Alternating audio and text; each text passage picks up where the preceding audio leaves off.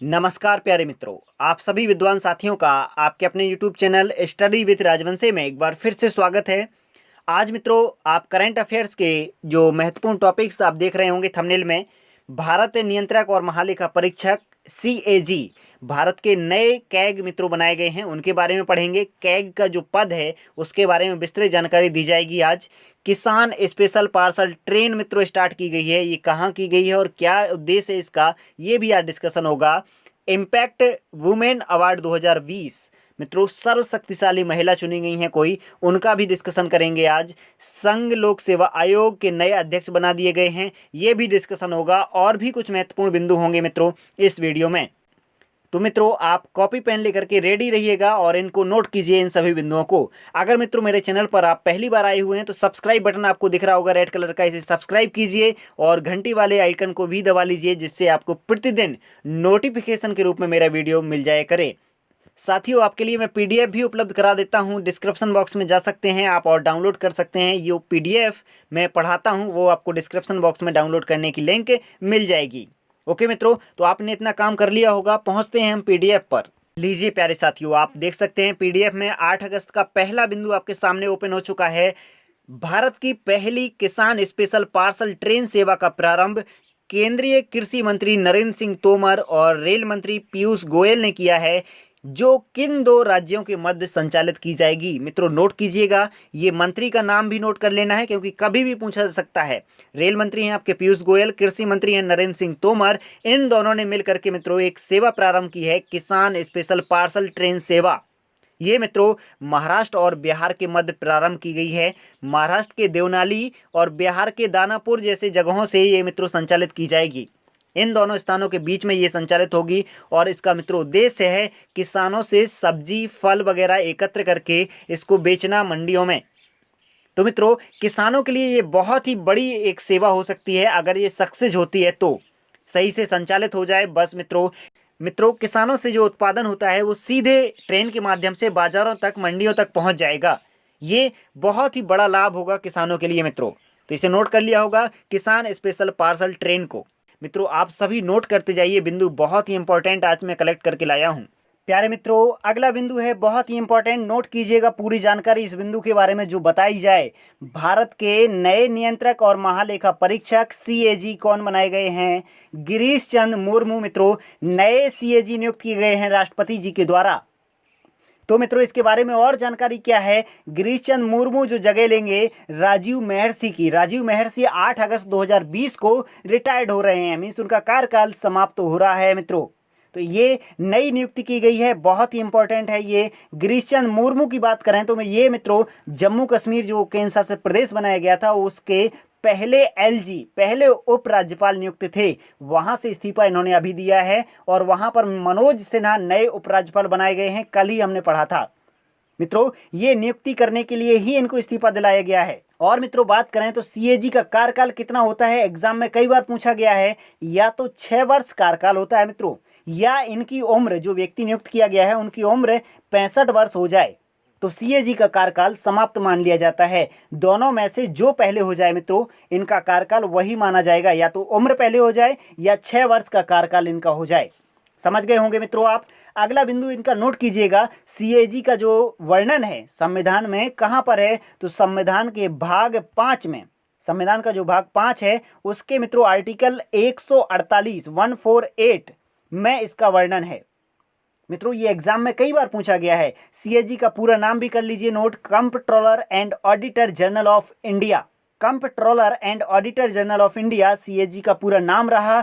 मित्रों इनका कार्यकाल क्या मित्रों इनका काम क्या होता है? इनका काम है भारत की आकस्मिक निधि और भारत के सार्वजनिक खातों का, साथ में राज्य की आकस्मिक निधि और राज्य के खर्चों का, जो सार्वजनिक खाते हैं उनके खर्चों का ऑडिट करना इनका काम होता है। इस कार्य के लिए ये नियुक्त किए जाते हैं CAG। मित्रों बहुत ही इंपॉर्टेंट ये पद है, आप समझ गए होंगे। अगला बिंदु है आपके सामने, 5 अगस्त को किन दो केंद्र शासित राज्यों ने पहली वर्षगांठ मनाई है? तो आप पहचान गए होंगे, जम्मू कश्मीर और लद्दाख।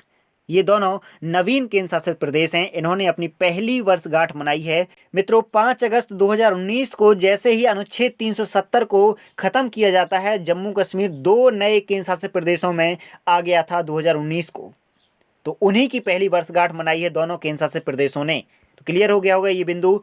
अगला बिंदु है आपके सामने, टिकटॉक ने अपना पहला यूरोपीय डाटा सेंटर किस देश में खोलने की घोषणा की है? तो मित्रों, वो आंसर है आपका आयरलैंड। आयरलैंड में मित्रों पहला यूरोपीय डाटा सेंटर आपका टिकटॉक खोलेगा। जो चीनी कंपनी है टिकटॉक, भारत से बंद हो चुकी है। मित्रों, ये मोबाइल ऐप बहुत ही बड़ा सोशल नेटवर्क था इसका, जिससे डाटा पर खतरा था भारत पर। भारत ने अपनी सुरक्षा के लिहाज से इसे खत्म किया है, जिस पर बैन किया है। और यूरोपीय समुदाय का पहला डाटा सेंटर बनाने जा रहा है टिकटॉक। कहां पर? आयरलैंड पर। मित्रों, यहां पर जानकारी मैं आयरलैंड के बारे में देना चाहता हूं। इसकी राजधानी है आयरलैंड की डबलिन, और ये एक यूरोपीय महाद्वीप का कंट्री है।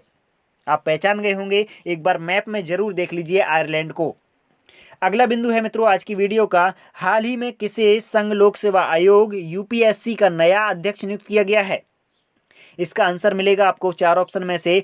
प्रदीप कुमार जोशी नए यूपीएससी के अध्यक्ष नियुक्त किए गए हैं, जो अरविंद सक्सेना का स्थान लेंगे। ये रिटायर्ड हो जाएंगे और मित्रों इनका स्थान लेंगे कौन? प्रदीप कुमार जोशी। नोट कर लिया होगा, ये सभी एग्जाम में मित्रों पूछा जा सकता है, क्वेश्चन बहुत ही इंपॉर्टेंट है।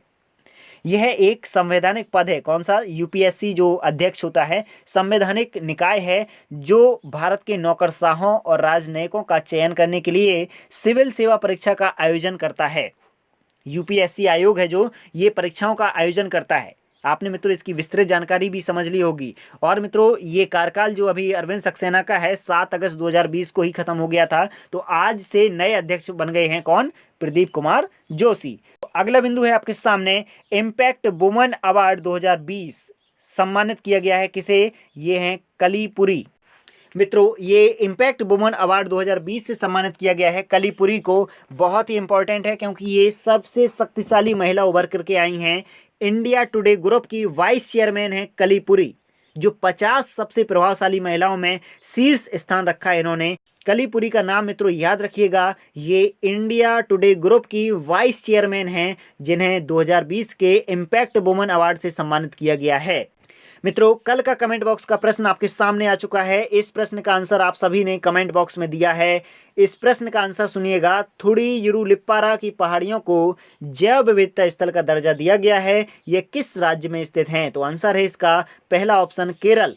केरल राज्य में ये पहाड़ियां स्थित हैं मित्रों। जैव विविधता के लिए फेमस वैसे भी ये केरल साइलेंट वैली का नाम आपने सुन रखा होगा। ओके मित्रों, इसका डिस्क्रिप्शन आपको प्यारे विद्यार्थियों ने अच्छे से दिया है, आप जाकर के देख सकते हैं कल के वीडियो में। ओके मित्रों, अब हम चलते हैं आज के कमेंट बॉक्स वाले प्रश्न पर। आज का कमेंट बॉक्स वाला प्रश्न है, कर्क रेखा निम्नलिखित में से किस देश से होकर नहीं गुजरती है? भारत, मिस्र, बांग्लादेश, ईरान। मित्रों, इस प्रश्न का राइट ऑप्शन जो आपके हिसाब से हो उसे जल्दी से लिख भेजिएगा कमेंट बॉक्स में। इसका मित्रों कल डिस्क्रिप्शन में आपको प्रदान करूंगा। एक बार मित्रों मैप से जरूर देखें इस क्वेश्चन को, बहुत ही इंपॉर्टेंट है। आप इतना तो जानते ही हैं, भारत के 8 राज्य कर्क रेखा पर स्थित हैं। कर्क रेखा उनसे गुजरती है, तो आपने ये तो याद कर लिया है। अब हम पहुंच गए हैं देशों पर। आप अंतरराष्ट्रीय स्तर पर देखें कर्क रेखा कितने देशों से गुजरती है, और इस प्रश्न का राइट ऑप्शन मुझे लिख करके भेजिएगा। ओके मित्रों, अब हम पहुंचते हैं आज का जो वीडियो का महत्वपूर्ण हिस्सा है, कल की पीडीएफ का रिवीजन। कल का मित्रों 7 अगस्त का पहला बिंदु था स्वच्छ भारत क्रांति नामक पुस्तक का विमोचन स्मृति ईरानी, गजेंद्र सिंह शेखावत ने किया है। और मित्रों इसका संपादन किसने किया है? जो स्वच्छता मंत्रालय के सचिव हैं परमेश्वर अय्यर द्वारा संपादित की गई है ये पुस्तक। अगला बिंदु था, किस राज्य में देश का पहला हिम तेंदुआ संरक्षण केंद्र बनाया जाएगा? राइट ऑप्शन था इसका उत्तराखंड। मित्रों, यूएनडीपी की सहायता से ये हिम तेंदुआ संरक्षण केंद्र बनाया जा रहा है। और मित्रों ये उल्लेखनीय जानकारी आप पढ़ सकते हैं। अगला बिंदु था मित्रों, हाल ही में अब्राहम अलकाजी का निधन हो गया है। वह किस क्षेत्र में किए गए उल्लेखनीय कार्यों से जाने जाते थे? थिएटर से जुड़े हुए थे ये मित्रों। अगला बिंदु था मित्रों, जम्मू कश्मीर के नए एलजी नए उपराज्यपाल नियुक्त किए गए हैं मनोज सिन्हा। इसके बारे में डिस्कशन कल कर चुके हैं।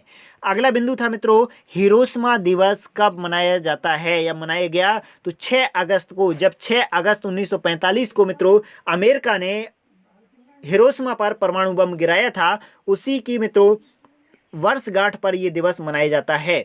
ओके मित्रों, अगला बिंदु था कल का, सेबी के नए अध्यक्ष का कार्यकाल 18 महीने बढ़ा दिया गया है। इनका नाम था अजय त्यागी। पूरा डिस्क्रिप्शन आप पढ़ सकते हैं। अगला बिंदु है, हाल ही में आईआईटी के शोधकर्ताओं को गांधी युवा तकनीकी नवाचार पुरस्कार से सम्मानित किया गया है। ये कौन सी आईआईटी है? आईआईटी खड़गपुर। ओके मित्रों, इन्होंने मित्रों एक तकनीक का इजाद किया है, गीले कपड़े जो सूखते हैं उससे बिजली बनाने की टेक्निक। इस पर इन्हें गांधी युवा तकनीकी नवाचार पुरस्कार से सम्मानित किया गया है, आईआईटी खड़गपुर के शोधकर्ताओं को।